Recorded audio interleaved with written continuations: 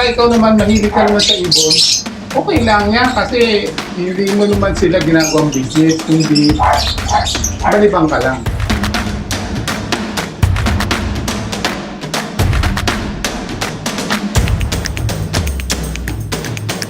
Gandang araw sa inyo mga ka-Ubra. Ngayon, handito tayo sa bahay ng isa sa mga pinakabatikan na miyembro ng Ubra. Pupuntahan natin siya at bibisitahin para alamin kung ano nga ba ang meron siyang iba't ibang klase ng mga lovebirds. Sasamahan rin natin siya sa kanyang gagawing viewing at harvesting sa kanyang mga inakay. Kaya ano pang mga hinihintay nyo? Tara na! Gandang araw sa inyo. Dito guys, tuloy kayo. Okay, welcome So yan sa guys, Munting Ibunan. kasama natin ngayon si Ganik. Kasamahan natin siya mag-viewing at mag-harvesting sa kanyang mga inakay. So yun, napapansin natin, no, malaki rin po yung flight nyo dito. So, Ay, ilan pong ibon ang kayang i-accommodate ng flight na yan? Ito, kung mga 20 kaya niyan. So yun. 20 ibon, oo. So Kasi medyo... may pugad naman sila. Pag sila, kasi ito ang pairing cage na tinatawag. Pagka sila, nag-banding na sila, kamukha ng dalawang yon, tignan mo yung dalawang ibon na yon na banding magkadikit na. Yun ang tinatawag na banding na sila. Ibig sabihin, nagpatari sila. Kasi mas pagpe-pair dito, accurate din naman pagka sila nagpapare. So yun, ibig sabihin po, pag medyo close sila is ibig sabihin may pares na po sila. Nagsusubuan, Okay. laging nakadikit, tapos may mga pugad yan. May kanya-kanya silang may pugad, 4 ang pugad. Ngayon gagawin, pag sila pares na talaga at mature na sila, umugad sila. Mag-aakot sila ng mga materials nila dyan para gawin pugad. Pag nagawa na nila yon, mangingitlog sila, alam ko na, huhulihin ko na sila. At ibubukod ko sila sa single cage. So as long as hindi po sila nangingitlog, pinapastay nyo lang po sila dyan. Hindi, yung iba niyan, nangingitlog na dyan. Ang ginagawa ko, pag may itlog na, ilipat ko rin doon sa sa single cage nila. Okay. Para doon na sila mabisa. Kasi, ang pagkain nila kasi, sama-sama. Hindi pwede yung may magkaroon sila ng inakay dyan. Tapos, yung iba kasalo nila roon. Kailangan meron silang sarili-sarili kasi naaagawan sila yung pagsusubo na kailangan ibuod nila. Kaya sila merong mga box. Sila nagpupugar kung sakaling head na sila. So yun, Ganik, makikita po natin dito, no? Mukha pong yung ibang kulungan nyo dito is walang laman. So bakit po sila walang laman? May laman yan, kaya lang pagka ganyan may mga anak, pumapasok sila. So Yan, lahat ng may tape, nakita mo, di ba may tape? Pag isa lang ang tape, hindi pa siya pisa. Pag nagdalawa ang tape, saka may date naman yan. Pag nagdalawa ang tape, yun ang tanda ko. Pag nagdalawa tape, may mga pisang ibon na yan. Tulad nito, 4, tulad niyan, 5. Papakita ko rin sa inyo. Sara muna natin yung pinto at baka tayo maliparan. So yun guys.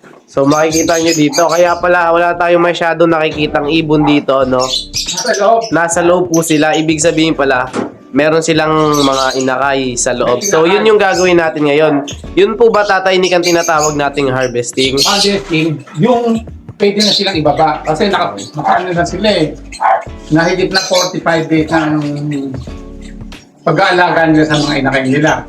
Ngayon bumababa na. Pag oras na nakita mong bumaba na ang ibon at tumutukan na sila, pwede mo na i-harvest yun. Kaya na magpalibang ka rin ng mga ilang araw para maging malakas naman sila.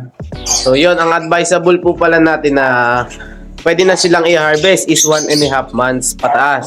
Oo. So yun, Sa ano ng ibon na bumababa. Basta importante siya, tumutuka at bumababa. Pwede na i-harvest. Ngayon mag-harvest tayo. Ito yung mga na-harvest ko na ito eh. Mga pinagugulang ko na para gawing pair. Mga, yan, Lutino Opa. At saka split, Lutino Opa. Kaya nag-aanak sila ng mga Lutino Opa. Noong araw kasi, nung medyo mahal-mahal pa yung Lutino Opa, naka-20,000. Ito 20,000 yun. Ay ngayon, wala na. Hindi na sila gano'ng kamahal. Pero ibig sabihin, pagka ikaw naman mahilig ka naman sa ibon, okay lang yan kasi hindi mo naman sila ginagawang business, hindi balibang ka lang. Kamukha ko, nag-iisa lang ako dito sa bahay ko.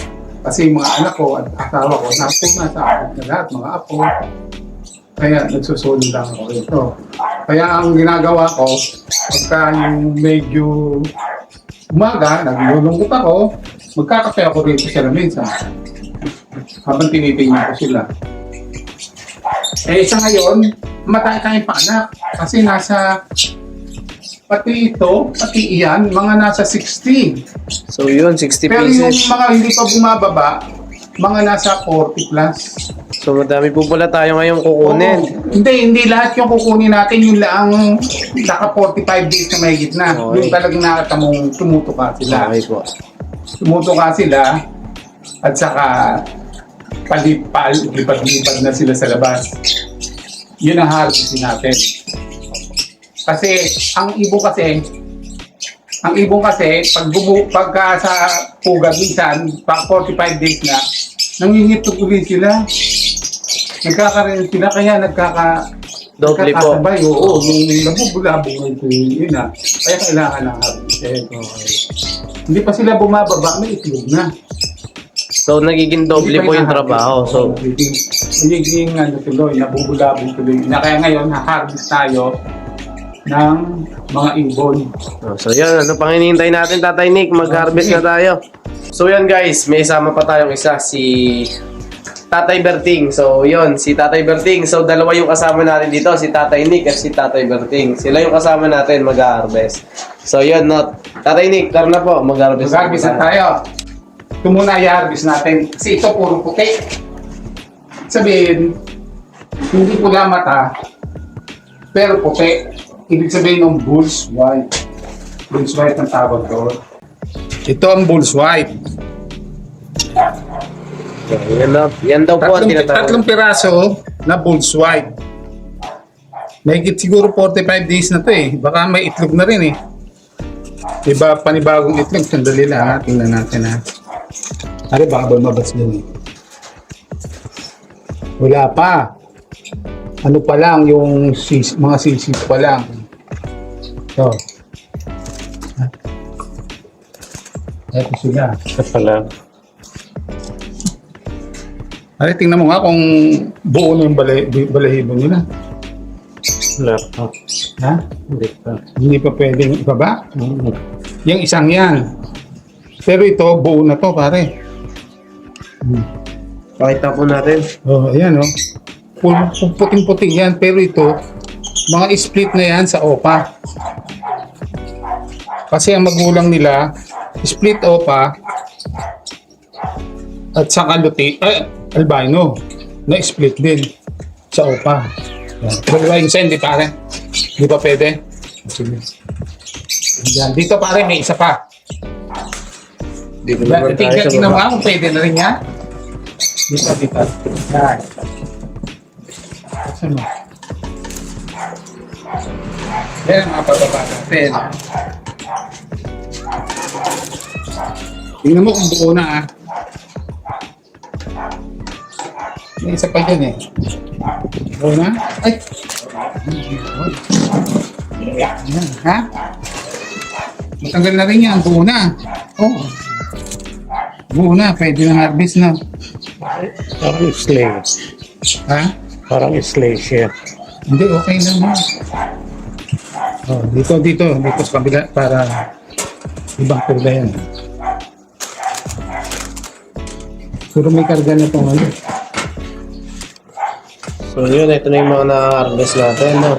So yun guys, katuwang talaga ni Tatay Nick si Tatay Ay, Berting oo, dito. para kami magkapatid niyan. Kulang. Yun, Lutino. Ay, ano yun? Bulls Opa. Hindi po pwede. Ha? Pwede na? Hindi, talagang ganyan. Namumutpot. So, Oo, pero pag buo na yung pet niya, ayan, matagal na to eh. Pwede na to pare, namumutpot yan. Nangangalbo. Puti. Ito ang albino. Ano pong pinagkaiba ng albino doon sa iba pa pong puti natin? Namumutpot, tingnan nyo, kalbo. Pero siya, buo na siya. Kasi pag pinabayaan natin yan, lalong puputputin yan. Ayan, buo na. Ang kaibahan ng albino at saka ng bull's white, pag sinabing bulls, pula mata. May pula mata niya yung albino, tingnan mo. Okay, so yun nakikita nyo guys. Opo. Yan ang albino. Ito naman is bulls lang to, bulls yellow. No, hindi itim ang mata eh. Ito isa, Bulls white. yung isa, bulls white. So yun, Tatay Vic, pwede po ba namin malaman kung ano po yung mga magulang nila kaya nabuo nyo sila? Ay, ang magulang nila, yung kamukha nung unang inano natin, itong unang ibinaba natin na dalawang white, na bulls white. Ang magulang kasi nila is bulls yellow. At saka albino. Ito. Hen ang albino, pastel green. Pastel green lang pala to. Parang bulls eh. Baka mali yung ano ko. Bulls pala to. Bulls. Mali ito. Bulls yellow at saka albino. Ang parents noong dalawang unang binaba. No, ito naman, ang parents ito, at saka yung mga lahat na nakalbang yun, ang parents nila yung bulls. Opa bulls. Yellow bulls, opa. So yun, meron pa tayo isa dito. Oo, eto. Bulls. Yellow. Bulls yellow rin to. Siyempre, dilaw na dilaw. Yan. Bulls yellow. Ngayon, nakaharvest na tayo. Na, gagawin naman natin. Papakita ko naman sa inyo yung mga tinakay. Tulad nito. Papakita ko sa inyo kung ilan ang anak. Yung iba niyan, poster. Okay. Kung wari, yan poster sa number 7. Ibig sabihin, galing siya sa number 7. Diba ang number 7 dyan? Yun.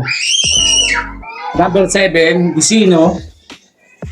Isino at saka green split pa. Nasa loob din, dito eh. Tingkita guys. Oo, dito na. Tamo to, wala Yan, andun sa loob. Ito. Kapit yan. Yung mga babae na yun. Yan dami Tingnan nyo. Yun guys. Nasa yung flashlight. Tingnan natin. Para makakita nyo. Mga pula mata, pare.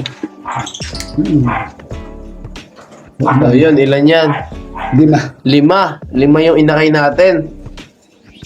5. Madami-daming haharbisin. Oo, 5 yan. Ito. Malalaki na. Ilan? So yun guys, ilan to guys? 5. 5 din to. Yung iba niya, split yan.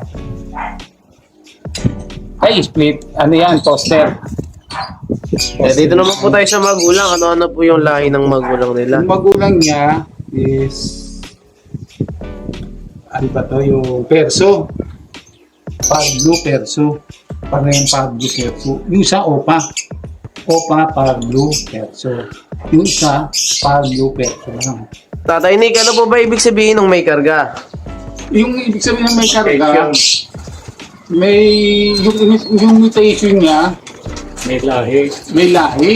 Ang mutation niya, ibig sabihin, kamukha ng ordinary lang, normal. Pero ang magulang niya, may mga lahi na yun. May lahi Opa, may lahi Ino. Ganun ang mga may karga. Pero mga ordinary lang to, mga red factor na, hindi naman naglalabas ng red factor eh. O ilan? So yun, ilan to guys? 3. Meron tayo dito 3. Pasok po yan sa long mute. Sinasabi. Long mute na may karga yan. Hindi nakakailan na tayo. 5 saka 3. 13. Bago to. Pare, may pula na, maraming pula mata. Tingnan mo ha. Ay. So yun, meron ng 3 napisa. Meron pang 3 di napipisa.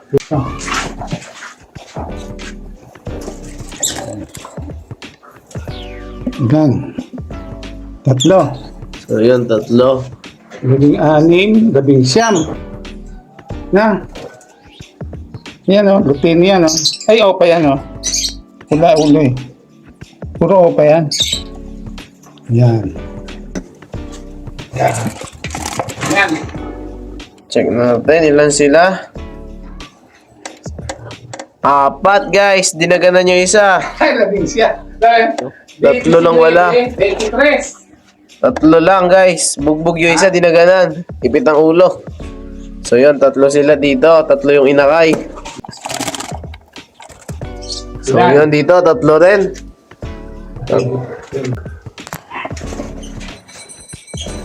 Yan, ilan sila dito? Medyo malalaki na sila. Ilan? Yan, 4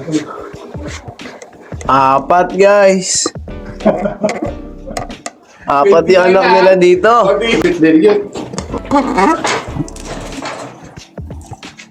So yun, tingnan natin, check natin kung ilan yung inakay. 4 yata eh.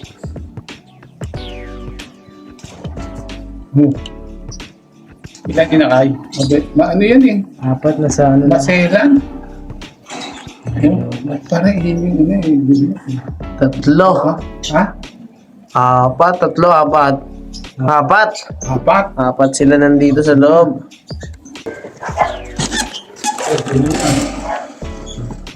Ilan? So yun. 4 din to, Tatay Nick. Meron pa. May chance po ba na mapisa pa yung ibang itlog? May chance pa po ba na mapisa yung ibang itlog? Oo. Hanggat hindi sila. Kasi makikita mo yun, madumi na yung itlog. Wala na po yan. Hindi na yun, hindi mo talaga mapit. Saka makikita mo may puti-puti na. Pero kung may itim pa rin, Wala na po. ayos pa rin. Yun, pakita natin yung mga magulang nila. With 40 plus na, 43 yata. Nakaka-almost 40 na tayo dito, 40 guys. plus.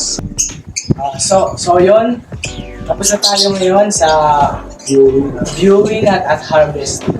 So ngayon, meron tayong pagkukwentuhan naman about sa kung gaano na po ba kayo katagal na nag-iibon. Nag-upisa kami, nga nila father, ngayon, 2002.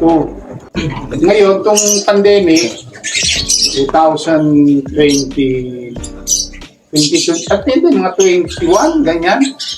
2021, o. Nakita kasi parang bating na minili ng ibon. Napagaya ko sa kanya. Kasi hilig ko talaga eh. Pag hilig mo talaga ang ang ibon, talagang hindi ka bibitaw eh. Tulad na amin ni Father, bumalik kami ni Father. Hindi ka bumitaw, mag-ulaga ulit kami. Kaya may pera naman, kahit na paano, may pambili. Nagtuloy-tuloy hanggang sa dumami ng dumami. Lumaki na rin ang iturunan. Pero hindi ako nangihinayang eh, kasi nga nalilibang ako. Yun ang inaalam ko. Wala naman. Kung kasama sa loob ng bahay, nag-iisa lang ako kasi mga anak ko nasa abroad. Asawa ko rin. Nasa abroad. Nag-iisa lang ako kaya naisipan kong ding mag-ibon. At saka isa pa, wala na akong pinangangambahang mga apo na kakasakit kung sakali mag-ibon. Wala na, malalaki na sila. Nasa ibang bansa na rin. Kaya, pinili ulit.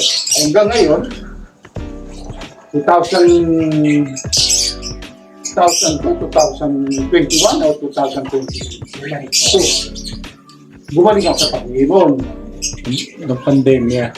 Pandemic Hindi, kung ganun po, sa 2021, ito na po yung na-undam nyo ulit. 2022. Ngayong 2021, Nakundar po. ito na po yung lahat. Yan ang lahat.